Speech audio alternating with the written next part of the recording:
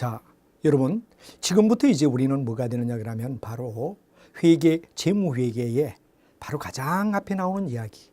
우리는 일반적으로 회계가 뭐냐? 제가 OT 할 때도 얘기를 잠깐 했습니다만 회계가 어떤 건가 하는 문제를 우리가 한번 살펴보는 이야기가 이 단원의 중요한 이슈가 될 것 같습니다. 그럼 여러분과 함께 맨 먼저 우리는 표 속에서 하나의 회계 정의를 우리 책에도 나와 있습니다만 한번 같이 보자 이거죠. 회계란 말은 어떤 의미를 가지고 있느냐 하는 이야기를 보면 합리적 의사결정입니다. 바로 합리적 의사결정을 내리게 하라. 회계 이꼴 화폐로 된 뭐가 되죠? 정보란 말이야. 화폐 숫자로 된 정보를 가지고 합리적인 올바른 어떠냐 그러면 의사결정을 내리자 하는 이야기가 뭐가 되죠? 회계가 가진 목적입니다. 그래서 우리는 일반적으로 어떤 수많은 경제적 정보가 사건이 일어난다 이거죠. 이걸 갖다 우리는 딴 말로 말하면 뭐가 되죠? 거래라고 얘기를 합니다. 거래다. 그럼 이 거래를 가지고 왜 되죠? 바로 식별하고 측정하고 전달하고 하는 과정. 이게 뭐가 되느냐 그러면 우리가 잘 아는 뭐가 되죠? 하나의 뭐가 되느냐 그러면 부기라고 얘기를 할 수 있죠. 이 과정이 바로 부기다. 부기. 장부를 만드는 거죠. 바로 여러 가지 재무제표를 만든다 이겁니다. 그럼 이걸 가지고 합리적 의사결정을 내린다 그러는 이게 뭐가 되죠? 냉정히 따지면 회계다 이거죠. 회계학이다. 그래서 우리가 회계학은 궁극은 뭐를 갖다 나타내느냐? 바로 거래가 일어나면 식별, 측정, 전달하는 부기. 한마디로 말하면 장부를 만든다는 개념을 갖다 얘기하는 거죠. 그래서 만들어진 장부를 가지고 합리적인 의사결정을 내리겠다 이거죠. 그럼 예를 들면 투자자의 경우는 뭐가 되죠? 투자에 대한 의사결정. 또 돈을 빌려주는 채권자의 경우는 뭐가 되죠? 신용에 대한 어떤 정보. 그 다음에 이제 경영자 같은 경우는 이제 어떤 의사결정이나 자기가 책임을 맡은 거. 한마디로 말하면 주주는 위탁을 하죠. 경영자 CEO는 수탁을 받는 거죠. 이런 과정 속에서 뭐가 되느냐 그럼 보고를 올리는 거. 그 이외에도 이제 기타 여러 가지 이용자들은 정책을 수립하는 정부, 노사관계에서 노사에 대한 어떤 협정, 그리고 연구에 대한 어떤 분석 자료 등을 만들어 가지고 회계 속은 이렇게 해야 되느냐 각각의 이용자별로 어떻게 심화학습하느냐, 어떻게 우리가 판정하느냐. 냉정히 따지면 이게 바로 회계학이다 이거죠. 그래서 바로 회계란 말은 궁극은 뭐가 되느냐? 경제적 사건 거래가 일어나라. 그리고 다음 뭐가 되죠? 이걸 갖다 생산적 측면인 장부를 만들어 달라. 장부는 물론 FS를 얘기하는 거죠. 그 다음에 이 만들어진 정보를 가지고 우리는 심화학습으로 어떻게 우리가 판정을 하느냐. 이 판정하는 게 뭐가 되느냐? 그럼 바로 회계학이다 이거죠. 이 과정을 갖다 우리가 얘기하는 게 바로 회계다 하는 이야기를 먼저 여러분은 이해하셔야 될 것 같습니다. 자, 그래서 우리는 회계의 이수를 표 속에서 우리 책에 나와 있는 표 속에서 우리가 본다면 거래가 일어나고 이걸 갖다가 어디에 되느냐? 생산적 측면인 부기. 그죠? 그리고 이제 활용적 측면이 뭐가 되죠? 회계학이다. 활용하는 거. 이제 활용해서 의사결정 내리는 과정이다 하는 걸 간결하게 얘기하면 이런 과정을 설명하고 있다 하는 이야기를 이해를 하셔야 됩니다. 그럼 이제 우리 책에 두 번째 나와 있는 회계에 대한 분류를 갖다 우리가 가만히 보는데 회계 분류는 어떤가 하는 이야기를 같이 한번 살펴보도록 하자 이겁니다. 비교적 우리가 회계 속에서는 크게 나눠가 재무회계와 관리회계, 물론 재무회계와 원천적으로 원가회계와는 우리가 가장 대비되는 큰 거지만 또 작게 본다면 회계는 재무회계와 그 다음 뭐가 되느냐? 관리회계라는 두 가지를 갖다 우리는 얘기를 하는 겁니다. 이 비교적 재무회계는 우리가 지금까지 가장 고뇌하며 뭐가 되느냐 그럼 배워야 할 이야기. 분계를 하고 전기를 하고 그 다음에 결산을 해서 재무제표를 만드는 거. 이건 바로 부기였죠. 그럼 이제 만든 내용을 가지고 이제 심도 있게 자산은 어떤 문제가 있니? 부채는 어떤 문제가 있니? 자본은 어떤 문제가 있니? 하고 심화학습을 하며 비용과 수익까지 따지는 회계학을 얘기할 때 바로 이게 재무회계였다 이겁니다. 그러면 이 재무회계는 어디까지나 우리가 굉장히 중요한 게 둘째 줄을 보면 바로 외부 이해관계자. 외부 이해관계자. 내부가 아니라 외부라는 얘기를 갖다 여러분이 반드시 알아야 되죠. 외부의 이해관계자를 갖다 어디에 되느냐? 정보를 준다 이겁니다. 우리 회사가 이런 상황으로 전개가 되고 있어 하는 정보를 재무회계에서는 외부 사람에게. 근데 이제 관리회계는 내부 사람. 이 냉정히 따지면 CEO입니다. CEO가 바로 보고서입니다. 보고서. 그래서 우리가 바로 중요한 재무회계냐 관리회계냐 이야기는 누구에게 정보를 주죠? 바로 여러분들 중요한 재무회계는 둘째적으로 기업의 외부 이해 관계자에게 정보를 제공하기 위하여 정보를 제공하는 과정이다. 요거 선을 그으면 되죠. 이건 바로 뭐가 되느냐? 외부 사람이에요. 근데 반하여 관리회계는 어떠냐? 바로 둘째 줄의 끝쪽에 보면 내부 경영자를 위한 정보. 한마디로 말하면 CEO에게 보고서를 올리는 겁니다. 자기 자신이 경영을 어떻게 이끌어갈 것인가를 외부에 발표하는 게 아니라 내부적으로 발표하는 걸 관리회계다 하는 이야기. 그래서 우리가 회계 속에서 재무회계, 관리회계의 차이점은 정보 이용자가 누구냐? 외부에 우리가 공표할 것인가? 아니면 자체 내에 있는 내부의 CEO에게 보고서를 올릴 건가? 냉정히 따지면 보고서입니다. 보고서다. 근데 여기는 외부에 주는 건 뭐죠? 아까 말하던 재무제표, FS. FS는 모두 몇 가지가 있다? 5가지가 있다. 이 5가지는 어떤 거죠? BS, IS, 그 다음에 주석, 그 다음에 현금 흐름표, 자본 변동표. 이게 뭐가 되느냐? 그럼 바로 외부에 정보 주는 재무회계. 내부에 보고서를 올리는 뭐가 되죠? 바로 CEO에게 올리는 관리회계. 이 2가지 체계로 우리는 뭐가 되느냐? 회계를 분류할 수 있다 하는 이야기를 먼저 이해를 해야 될 것 같습니다. 자, 그 다음에 이제 우리가 일반적으로 봤을 때 바로 일종의 맨 먼저 나오는 재무의 정보와 회계 원칙. 원칙이란 말은 우리가 일반적으로 회계를 이끌어갈 때, 회계를 기록할 때 어떤 점을 유의해야 되느냐 하는 룰, 하나의 범위를 결정해 주는 걸 갖다 우리는 뭐라 그러죠? 바로 하나의 중요한 재무회계 정보와 재무의 보고다, 이런 말을 쓸 수 있습니다. 즉 경제활동의 정보를 제공하는 데 있어서 바로 어떤 전달의 수단을 가지느냐, 그죠? 이게 바로 우리가 봤을 때 회계 원칙이라고 말합니다. 정보를 전달할 때 어떤 내용을 갖다가 정보의 전달 수단으로 볼 것인가 하는 말, 이걸 갖다 우리는 바로 정보와 재무의 보고의 의무를 얘기한다 그랬고, 그러면 주요 정보에 우리가 봤을 때 수요자는 누구냐? 분명히 필요한 사람이 있다 이거죠. 기업이 만들어준 재무제표를 갖다 필요로 하는 사람이 누구냐 하면 투자자, 또 종업원, 또는 대여자, 공급자. 그 이외에도 이제 고급 회계, 우리가 일반적으로 봤을 때 고객 같은 경우는 이제 원가 회계라는 얘기가 나중에 나오죠. 원가 회계가 바로 집을 지을 때 얼마 원가가 들었을까, 이 물건 만들 때 원가가 얼마 되었을까, 이런 부위가 되는데 여하튼 정보에 대한 수요자라고 말할 수 있다 하는 얘기로 설명할 수 있죠. 자, 그 다음에 이제 재무의 정보에 대한 공급자는 누구냐? 바로 여러분 잘 아는 기업이죠. 항상 우리가 부기를 배울 때 주체자는 누가 되죠? 기업의 금고가 주어가 되는 겁니다. 그렇기 때문에 거기는 바로 기업이 뭐가 되느냐? 정기적으로. 정기적이라는 말은 기간별 보고죠. 최소한 우리가 비상장이라도 상장이 되지 않았다. 비상자이죠. 우리가 상장과 비상장은 주식을 발행하느냐 하지 않느냐에 따라 우리가 구분하는데, 비상장이라도 1년에 한 번은 보고를 해야 된다 이거죠. 그리고 상장의 경우는 1년에 2번 또는 나라에 따라 4번. 이건 뭐 다르지만 바로 일정 기간 동안에 바로 재무의 보고서를 올려야 되는 기업이다. 그런 얘기가 공급자가 될 것 같습니다. 그리고 이제 우리가 일반적으로 봤을 때 기업의 회계 원칙이다. 그럴 때 우리가 중요한 이야기는 옛날은 KGAAP. 이 KGAAP는 뭐가 되죠? 바로 여러분 잘 아는 뭐가 되느냐? 한국에서 일반적으로 인정된 회계 원칙이다. 그런 말을 KGAAP라고 얘기를 했습니다. 이제까지 이걸 써왔죠. 써왔는데 어디에 되느냐? KIFRS로 바뀌게 되었다라는 이야기. 국제회계가 되는 거죠. 여러분이 잘 알지만 이 국제회계는 바로 한마디로 말하면 삼성이 한국에서만 주식을 발행하는 건 아니겠죠. 미국이나 EU나 다른 세계에서도 삼성의 주식을 어디 됩니까? 매매할 수 있지. 그러면 한국에서는 KGAAP를, 미국 같은 데 가가는 미국에 따르는 어떤 기준, 유럽, 예를 들어 EU에 가서는 EU에서 또 달리, 이러다 보면 굉장히 여의되죠. 여러 가지 보고서를 올리는 데마다 각각 소요되는 비용이 엄청날 거다 이거죠. 그래서 우리도 KGAAP를 쓰지 말고 KIFRS로 변경되었다라는 이야기.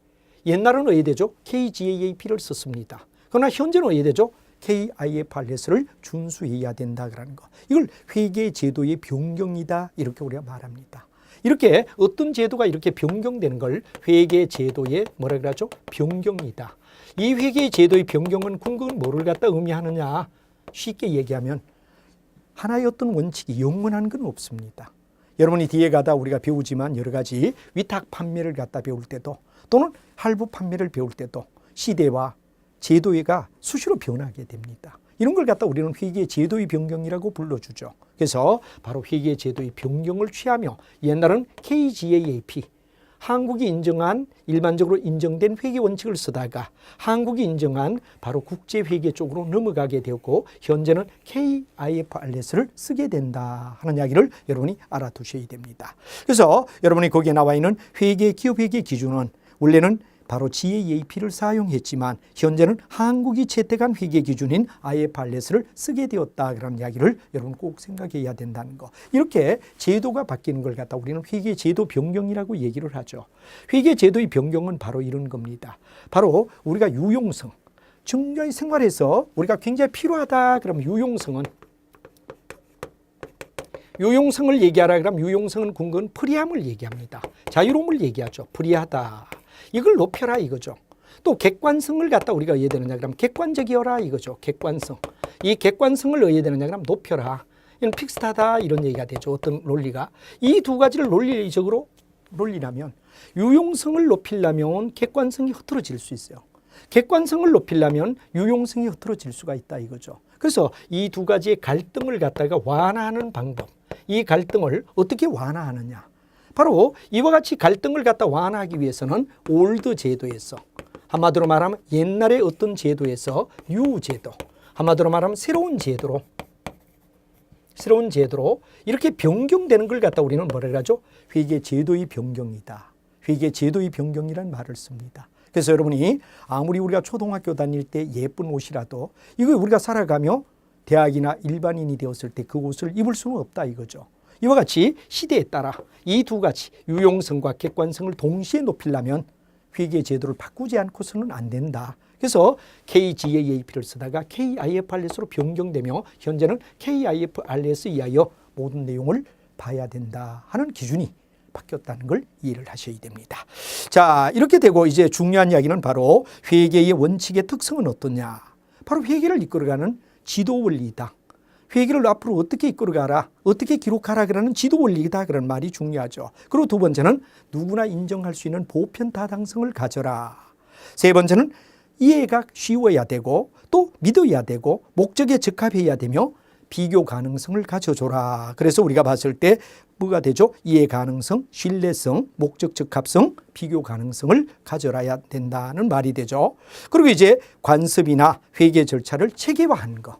체계화한 걸 갖다 우리는 뭐라 그러냐? 회계 원칙의 특성이라 말한다 그러는 것도 가볍게 네 가지를 이해를 해 주시기 바랍니다. 다시 한번 얘기하면 바로 회계를 이끌어가는데 지도 원리, 룰이다 이런 얘기가 되죠. 그럼 보편타당성을 가져야 되고 누구나 용인해 줘야 되겠죠. 세 번째는 이해 가능하고 신뢰가 돼야 되며 목적에 적합해야 되며 비교 가능성을 만족시켜야 된다 하는 네 가지. 그리고 이제 회계 관습이나 절차를 체계화한 것이 뭐가 되느냐. 우리가 봤을 때 바로 회계 원칙의 특징이다 하는 이야기를 여러분이 이해를 해야 될 것 같습니다. 그리고 이제 국제회계인 IFRS가 되었을 때 이게 옛날에 이거 쓰다가 이거로 지금 변경되었을 때 이게 가지는 중심 원칙이 어떤가를 우리는 보면 바로 이런 얘기가 되죠. IFRS가 가지는 뭐가 되느냐. 특징은 원가 중심의 회계 기준의 원칙이 어떤가를 보면 첫째는 복잡한 걸 줄이자. 그래서 가능하면 예외 규정을 갖다 해야 되느냐? 지양하자. 예를 들어 우리가 나중에 배우지만 옛날에는 우리가 왜 되느냐 그러면 엄마 회사, 아들 회사, 손자 회사에서 어떤 회사의 지분을 가질 때 연결 재무제표를 쓰느냐, 결합 재무제표를 쓰느냐 그런데 결합 재무제표는 생략. 한국에서만 뭐가 됩니까? 여러 개 계열사를 막 거느리지 외국은 그렇지 않다 이거죠. 그러면 이건 뭐가 되느냐? 연결 재무제표까지만 인정한다. 너무 복잡한 건 어디에 되느냐? 배제하자. 예외적인 부위는 배제하자. 이런 게 뭐가 되느냐? 첫 번째다 이거죠. 그래서 복잡성을 줄이고 예외 규정을 갖다가 가능하면 지양하자. 두 번째는 뭐가 되느냐? 우리가 봤을 때 바로 목적과 핵심 원칙을 명확하게 기술해 주자. 왜 이런 제도를 쓰죠? 목적이 되죠. 핵심 원칙이 뭐죠? 하는 걸 갖다 명백하게 어디에 되느냐 그러면 기술해 준다. 그리고 회계는 항상 어디에 되느냐? 일관성을 가지게끔 하자. 중간 가다가 막 바뀌는 건 안 된다. 일관성은 객관성을 높여주는 이야기가 되겠죠. 그 다음에 개념 체계의 근거에 규정을 둔다. 그리고 해석은 전문가 판단에 의해 되느냐 그러면 의존한다. 그리고 지침은 최소한만 제공하지 최대한으로 제공하면 안 돼요. 지침이 주어질 때는 항상 최소에 의해야 되느냐? 바로 요 경우만 적용하라. 그래서 현재 우리 IFR에서는 어떠냐 그러면 비교적 어떠냐 그러면 많은 자율권을 갖다 주고 가능하면 예외를 갖다 없게끔 하며 전 세계 기업들이 다 통용할 수 있는 범죄 룰을 취하고 있다. 그런 이야기를 국제회계 기준 KIFRS에서 여러분이 이해를 해야 된다는 얘기가 중요한 이야기가 될 것 같습니다. 그 다음에 이런 재무정보가 어떻게 되느냐 그러면 바로 이제 굉장히 중요한 이야기는 똑바르게 우리가 진행돼야 되는데 잘못되면 어떻게 되죠? 바로 정보의 비대칭 또는 역선택 문제.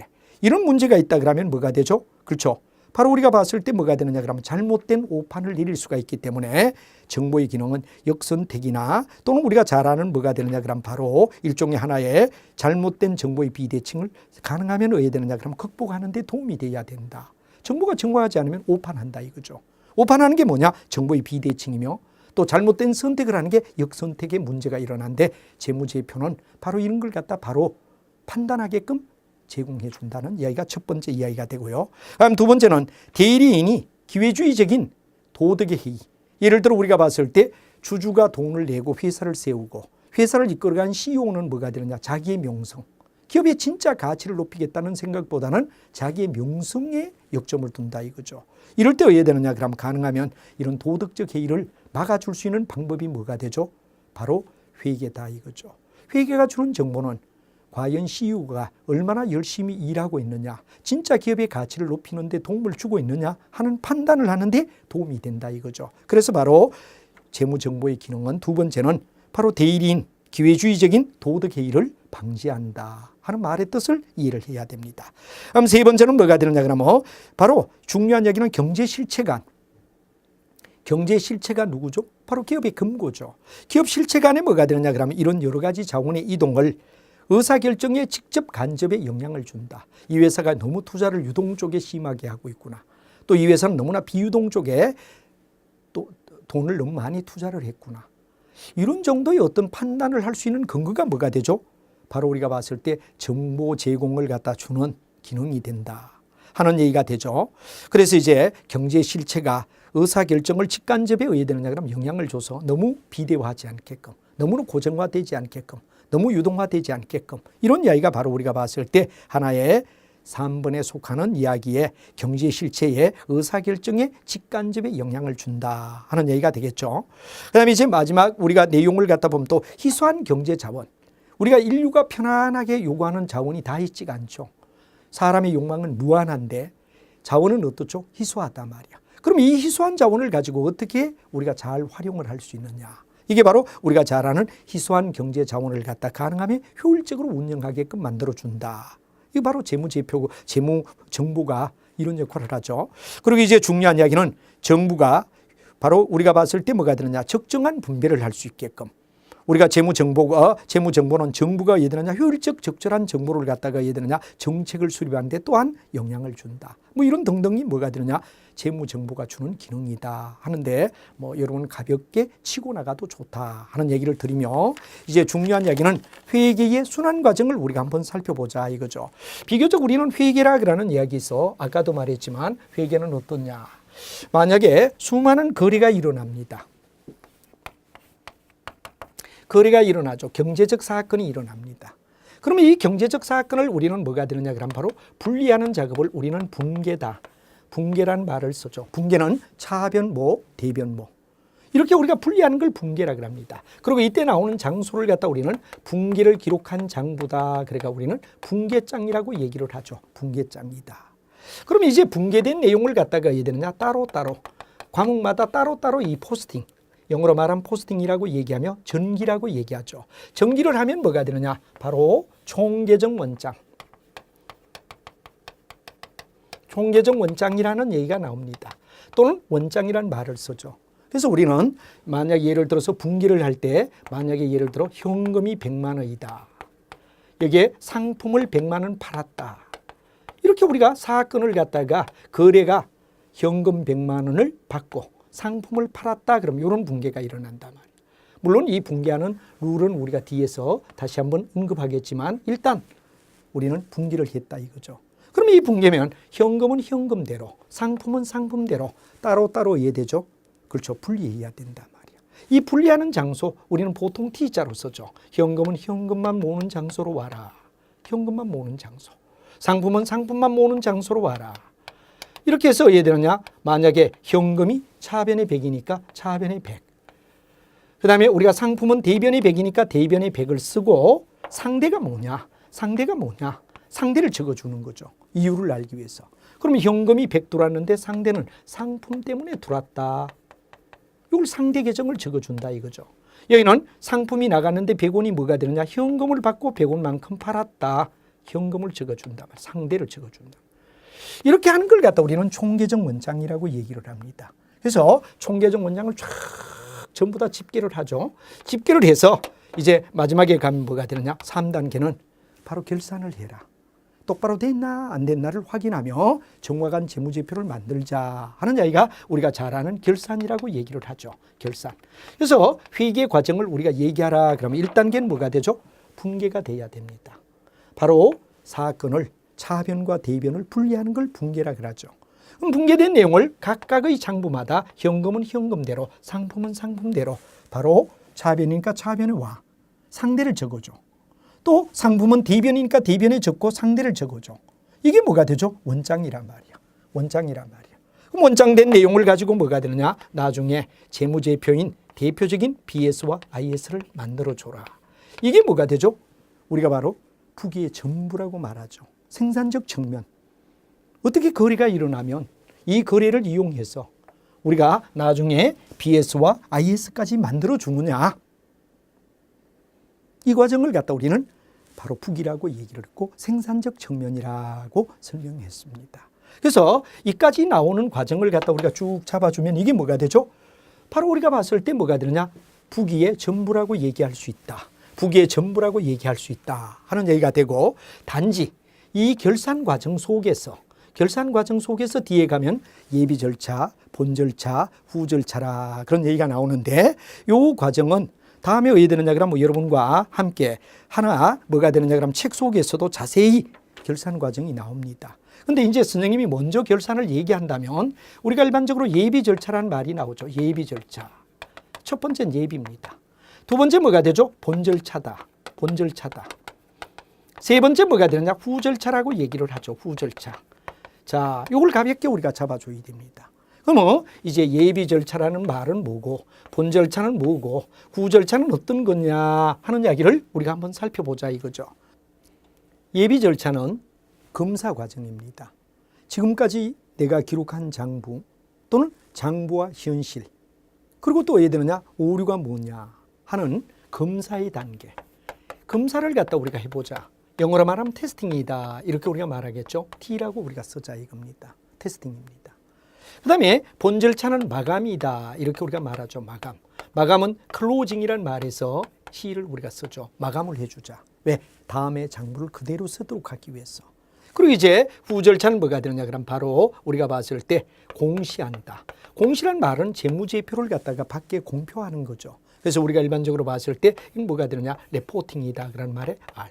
그래서 편의상 TCR이라는 말을 갖다 우리가 쓰면서 검사를 하고 마감을 하고 장부를 외부에 공시하는 거, 신문에 실어주는 거. 이게 바로 후 절차라고 우리가 말하죠.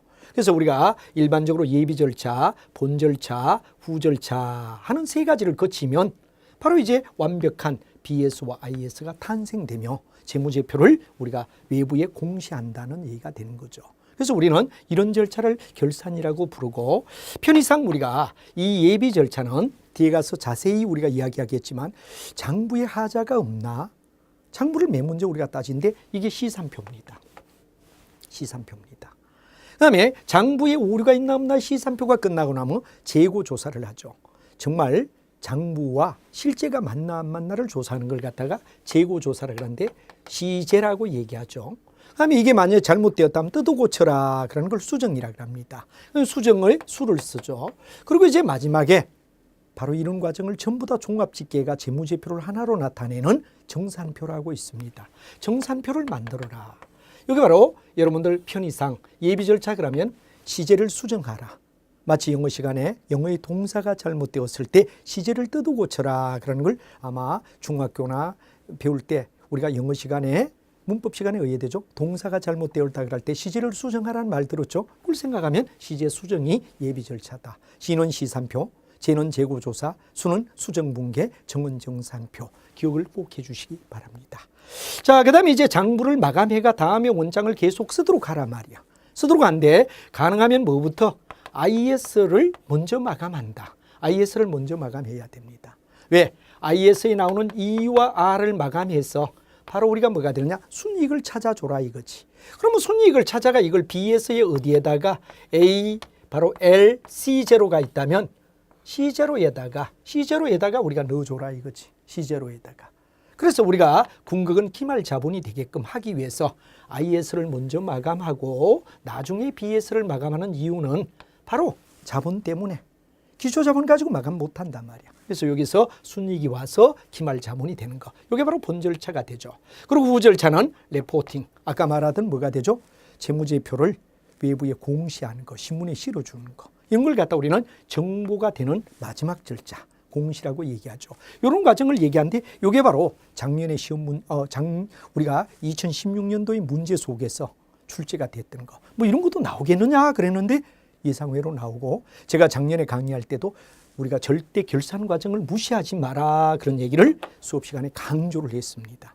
결산이 약하다 말이야. 이런 과정을 우리는 자세히 다음 시간에 우리가 얘기를 하기로 하고 이제 여러분과 함께 작년도에 나왔던 문제.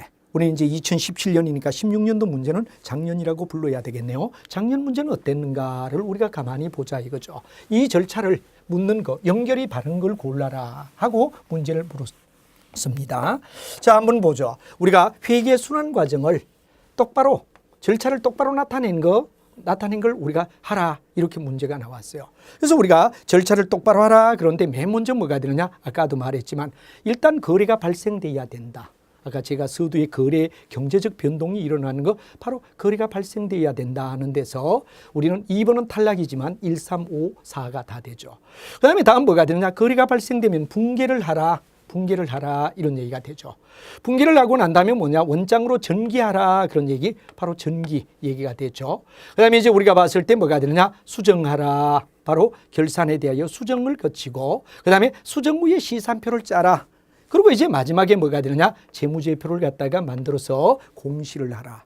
여러분들 시제 수정이라는 이야기, 마감이란 말, 그리고 이제 재무제표란 말과 연관을 씌우며 전체적인 흐름을 묻는 문제, 정답은 4번이 정답이 된다 하는 이야기로 여러분이 답을 잡아주면 될 것 같습니다. 그래서 이런 문제도 나올 거냐? 바로 2016년도의 기출문제로서 나왔던 문제, 바로 장부의 흐름을 정확히 아느냐? 한마디로 말하면 뭐가 되죠? 부기의 과정 속의 흐름. 바로 거래가 생기면 붕괴를 하고, 붕괴가 되면 전기를 하고, 그리고 이제 결산 과정에 예비 절차는 뭐라 그랬죠? 시제 수정, 시산표, 재고조사, 수정분계, 그리고 정산표, 그리고 본 절차는 마감, 그리고 후 절차는 레포팅, 재무제표를 보고한다 하는 이야기를 이해를 하면 이 과정에 대한 답이, 그리고 이런 문제가 나오겠느냐? 우습게 생각했던 사람들도 이런 사소한 거에 정말 우리가 중요한 거는 쉬운 문제는 반드시 풀어야 됩니다. 어려운 문제 틀리는 건 어떻죠? 보통 다 틀리니까.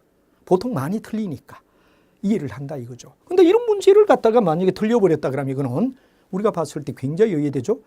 정말 큰일 날 문제다 이거죠. 그래서 여러분이 쉬운 문제는 반드시 풀게끔 하고 어려운 문제는 이제 어떻게 되느냐? 바로 요령껏 우리가 푸는 방법을 앞으로 제가 강의를 진행하면서 설명하겠다. 그래서 얼핏 보면 뭐 이런 게 시험에 나오겠느냐 그랬는데 우리 책을 보고 너무 쉽다 이랬지만 우리 책 속에서 이 문제를 이해를 다 안 하면 이런 문제도 틀릴 수가 있다라는 여지를 여러분이 알고 있어야 되죠. 그래서 로우부터 하이까지 이론은 가고 그리고 이제 문제를 풀며 우리는 아까도 말했지만 굉장히 중요한 문제들, 시중 문제들을 취급해서 하이 수준까지 끌어올리자 하는 게 전략이라는 걸 여러분의 일장 시간에 말씀드리며 여러분들 열심히 차근차근 그리고 기본적인 걸 정확히 알아야 나중 가서 응용이 가능하다 그런 얘기를 드리며 다음 시간에 여러분들과 함께 계속해서 거래로부터 어떻게 진행되느냐 하는 이야기를 설명하도록 하겠습니다. 여러분 매우 수고했습니다.